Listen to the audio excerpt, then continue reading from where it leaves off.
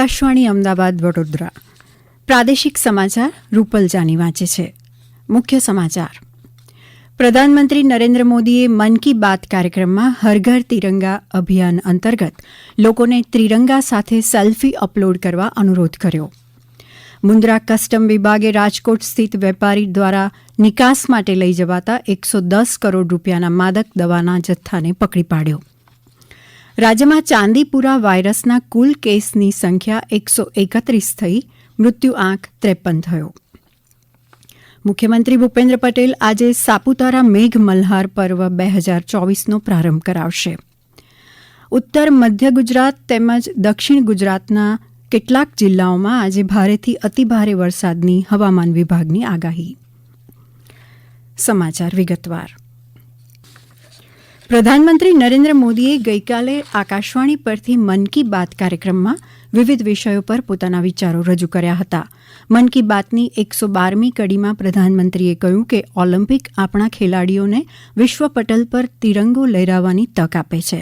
તેમણે ખેલાડીઓનો ઉત્સાહ વધારવા દેશવાસીઓને અનુરોધ કર્યો હતો. શ્રી મોદીએ આંતરરાષ્ટ્રીય ગણિત ઓલિમ્પિયાડમાં શ્રેષ્ઠ પ્રદર્શન કરવા બદલ દેશના વિદ્યાર્થીઓની પ્રશંસા કરી હતી. પ્રધાનમંત્રીએ સ્વતંત્રતા દિવસની ઉજવણીમાં હર ઘર તિરંગા અભિયાન અંતર્ગત દેશવાસીઓના ઉત્સાહ અંગે વાત કરી હતી. પહેલાની જેમ આ વર્ષે પણ હરઘરતિરંગા.com પર તિરંગાની સાથે પોતાની સેલ્ફી જરૂર અપલોડ કરવા તેમણે અનુરોધ કર્યો હતો. પ્રધાનમંત્રીએ માદક પદાર્થના દૂષણની વાત કરતા કહ્યું કે આવા પદાર્થો સામેની લડાઈમાં સરકારે શરૂ કરેલી માનસ સેવા અંતર્ગત એક ટોલ ફ્રી નંબર જાહેર કરાયો છે, જેના પર કોલ કરીને કોઈ પણ આવશ્યક સલાહ લઈ શકે છે. મુન્દ્રા કસ્ટમ વિભાગે રાજકોટ સ્થિત વેપારી દ્વારા નિકાસ માટે લઈ જવાતા 110 કરોડ રૂપિયાના માદક દવાના જથ્થાને પકડી પાડ્યો હતો. મુન્દ્રા કસ્ટમ વિભાગની સ્પેશિયલ ઇન્ટેલિજન્સ એન્ડ ઇન્વેસ્ટિગેશન બ્રાન્ચની ગુપ્ત બાતમી પરથી સક્રિય બનેલી કસ્ટમ અધિકારીની ટીમે 68 લાખ ગોળીનો આંતરરાષ્ટ્રીય બજારમાં 110 કરોડ રૂપિયાની કિંમતનો જંગી જથ્થો ઝડપી પાડ્યો હતો. આ જંગી જથ્થો જપ્ત કરીને કસ્ટમ અધિકારીઓએ રાજકોટ, ગાંધીનગર તેમજ ગાંધીધામ સુધી તપાસ લંબાવી હતી. રાજ્યમાં ચાંદીપુરા વાયરસથી વધુ એક બાળકનું મૃત્યુ થતાં કુલ મૃત્યુઆંક વધીને 53 થયો છે અને વધુ કેસ નોંધાતા કુલ કેસની સંખ્યા 131 થઈ છે. રાજ્યના આરોગ્ય વિભાગની યાદીમાં જણાવ્યા પ્રમાણે અત્યાર સુધીના કુલ કેસોમાં સૌથી વધુ 15 કેસ પંચમહાલમાં નોંધાયા છે, જ્યારે સાબરકાંઠા અને અમદાવાદ શહેરમાં 12 અને અરવલ્લી, ખેડા અને મહેસાણા જિલ્લામાં 7 કેસ નોંધાયા છે. વાયરલ એન્કેફેલાઇટિસની અત્યાર સુધી પંચમહાલમાં 6, અમદાવાદમાં 5, રાજકોટમાં 4 અને અરવલ્લી, બનાસકાંઠા જિલ્લામાં 3 બાળકોના મૃત્યુ થયા છે. આરોગ્ય વિભાગની ટીમોએ 43,414 ઘરોમાં સર્વેલન્સની કામગીરી શરૂ કરી છે. મુખ્યમંત્રી ભૂપેન્દ્ર પટેલ આજે સાપુતારા મેઘ મલ્હાર પર્વ 2024નો પ્રારંભ કરાવશે. રાજ્યનું ડાંગ જિલ્લાનું ગિરિમથક સાપુતારા ચોમાસાની આ ઋતુમાં 16 કળાએ ખીલી ઉઠ્યું છે. ગુજરાત સહિત દેશ વિદેશના અનેક લોકો વર્ષા ઋતુમાં પ્રકૃતિમાં સૌંદર્યને નિહાળવા અહીં આવે છે. ત્યારે રાજ્ય સરકાર દ્વારા આજથી 1 મહિના સુધી સાપુતારા મેઘ મલ્હાર પર્વ 2024નું આયોજન કરાયું છે. આ ઉપરાંત સાપુતારા આવતા પ્રવાસીઓ શબરીધામની પણ મુલાકાત લે છે. સુબીર ગામથી પૂર્વ દિશામાં આશરે 3 કિલોમીટરના અંતરે શબરીધામ આવેલું છે, જે સ્થળનો ભગવાન રામ સાથે ખાસ સંબંધ છે.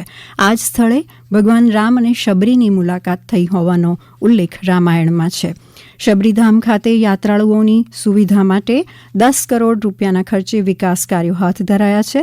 ગુજરાત પવિત્ર યાત્રાધામ વિકાસ બોર્ડ દ્વારા પ્રથમ તબક્કાના 4 કરોડ 89 લાખ રૂપિયાના કામો પૂર્ણ થયા છે, જેમાં યાત્રી નિવાસ, ભોજનશાળા, શૌચાલયો વગેરેનો સમાવેશ થાય છે. આ સમાચાર આપ આકાશવાણીના અમદાવાદ વડોદરા કેન્દ્ર પરથી સાંભળી રહ્યા છો. આ સમાચાર આપ અમારી YouTube channel AIR news Gujarat પર પણ સાંભળી શકો છો. વધુ સમાચાર માટે આપ અમારા ટ્વિટર હેન્ડલ AIR_news_ABAD ને પણ ફોલો કરી શકો છો. રાજ્યમાં વરસાદનું જોર ઘટ્યું છે. ગઈકાલે રાજ્યના 72 તાલુકામાં હળવાથી મધ્યમ વરસાદ નોંધાયો હતો. સત્તાવાર આંકડા મુજબ સૌથી વધુ 1 ઇંચ વરસાદ સાબરકાંઠાના વિજયનગર અને ઈડર તાલુકા, આણંદના પેટલાદ, નવસારીના વાંસદામાં વરસ્યો હતો.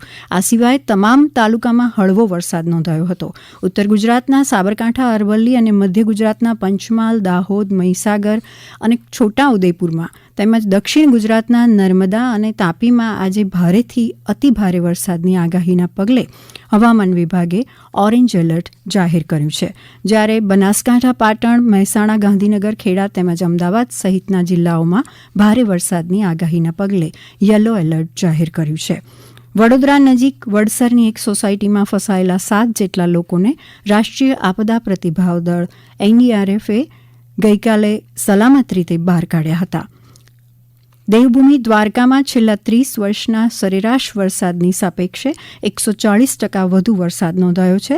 ભારે વરસાદની સ્થિતિને પગલે કુલ 59 જેટલા લોકોની બચાવ કામગીરી તેમજ 303 જેટલા લોકોનું સ્થળાંતર કરાયું હતું. જિલ્લામાં અનરાધાર મેઘવર્ષા બાદ જનજીવન સામાન્ય બન્યું છે.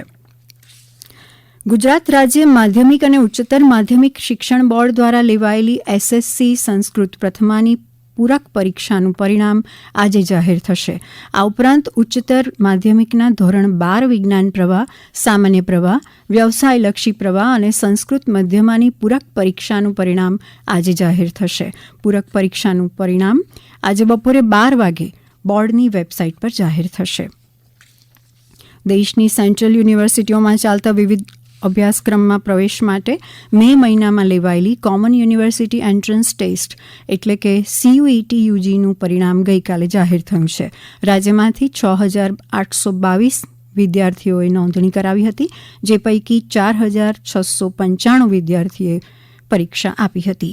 ગાંધીનગરમાં આવેલી સેન્ટ્રલ યુનિવર્સિટી ઉપરાંત ગુજરાત વિદ્યાપીઠ સહિતની કેટલીક યુનિવર્સિટીએ CUETના આધારે પ્રવેશ આપવાની જાહેરાત કરી હતી. વિવિધ 28 વિષયો માટે આ પરીક્ષા લેવાઈ હતી. જામનગર જિલ્લા હોમગાર્ડ્સના 200થી વધુ હોમગાર્ડના જવાનોએ રેસ્ક્યુ, CPR, ડિઝાસ્ટર અંગેની તાલીમ આપવામાં આવી છે.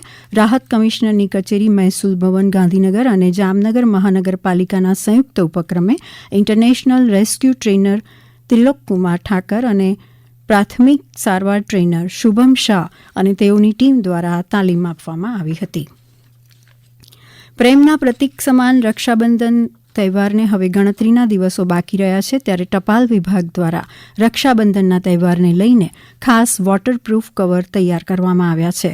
અમારા ભુજના પ્રતિનિધિ હેમાંગ પટણી જણાવે છે કે વરસાદી માહોલ વચ્ચે રાખડી માટેના કવર પલળી જવાની સાથે તેમાંની રાખડી પણ પલળી ના જાય તેમ હોવાથી રક્ષાબંધન અવસરે પોસ્ટ ઓફિસમાં વોટરપ્રૂફ કવર ઉપલબ્ધ કરાવાયા છે.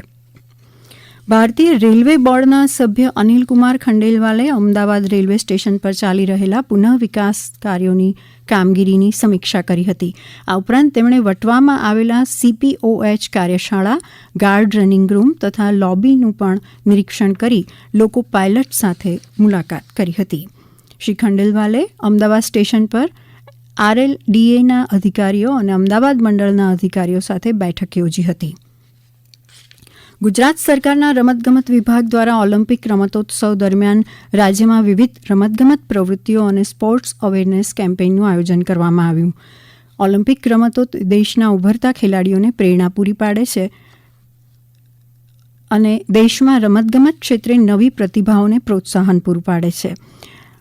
આ અભિયાનના ભાગરૂપે અમદાવાદ મ્યુનિસિપલ કોર્પોરેશન અને ગુજરાત સરકારના રમતગમત વિભાગ દ્વારા અમદાવાદમાં સિંધુ ભવન રોડ પર આવેલી અમદાવાદ રેકેટ એકેડેમીના સહયોગથી ટેનિસ અને બેડમિન્ટનની રમતોનું ડેમોન્સ્ટ્રેશન અને સ્પર્ધા યોજવામાં આવ્યા હતા. અંતમાં મુખ્ય સમાચાર ફરી એકવાર. પ્રધાનમંત્રી નરેન્દ્ર મોદીએ મન કી બાત કાર્યક્રમમાં હર ઘર તિરંગા અભિયાન અંતર્ગત લોકોને ત્રિરંગા સાથે સેલ્ફી અપલોડ કરવા અનુરોધ કર્યો. મુન્દ્રા કસ્ટમ વિભાગે રાજકોટ સ્થિત વેપારી દ્વારા નિકાસ માટે લઈ જવાતા 110 કરોડ રૂપિયાના માદક દવાના જથ્થાને પકડી પાડ્યો. રાજ્યમાં ચાંદીપુરા વાયરસના કુલ કેસની સંખ્યા 131 થઈ. મુખ્યમંત્રી ભૂપેન્દ્ર પટેલ આજે સાપુતારા મેઘ મલ્હાર પર્વ 2024નો પ્રારંભ કરાવશે અને ઉત્તર મધ્ય ગુજરાત તેમજ દક્ષિણ ગુજરાતના કેટલાક જિલ્લાઓમાં આજે ભારેથી અતિભારે વરસાદની હવામાન વિભાગની આગાહી. આકાશવાણી અમદાવાદ વડોદરા પરથી પ્રાદેશિક સમાચાર પૂરા થયા.